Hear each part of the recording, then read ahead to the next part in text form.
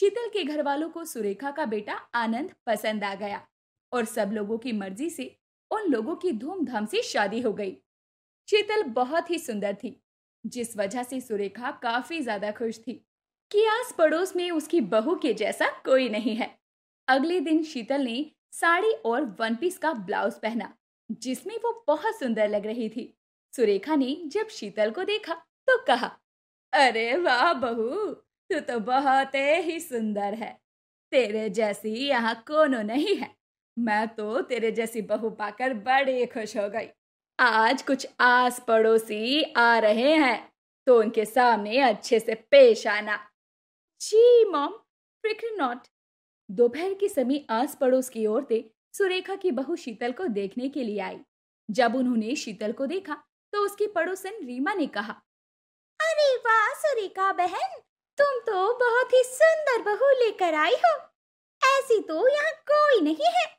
अरे होगी क्यों नहीं, आखिर शहर से जो आई है। तुम्हें पता है ना शहर में कितनी सुंदर लड़कियां होती हैं।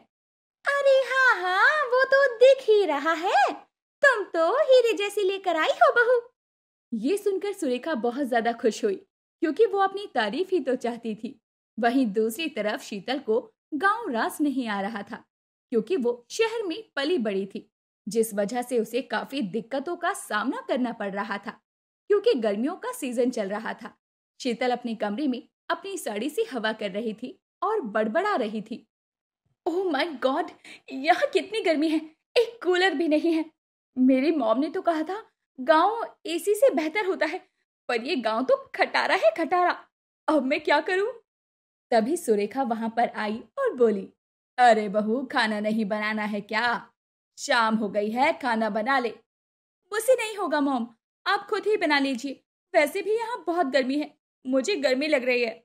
आपके यहाँ पर तो कूलर एसी भी नहीं है। क्या? कूलर एसी गांव में?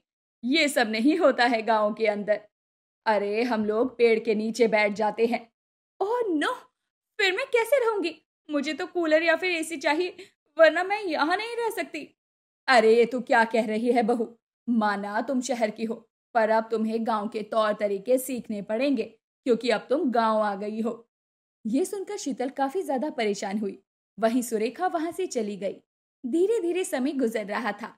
गर्मी बढ़ती जा रही थी, जिस वजह से शीतल ने अब साड़ी पहनना छोड़ दिया था और अब वो सूट में घूमने लगी, जिससे आस पड़ोस की औरतें तरह तरह की बातें बनाने लगी।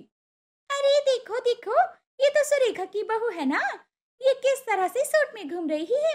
हमारी बहू है जो हमेशा साड़ी में रहती है। वहीं जब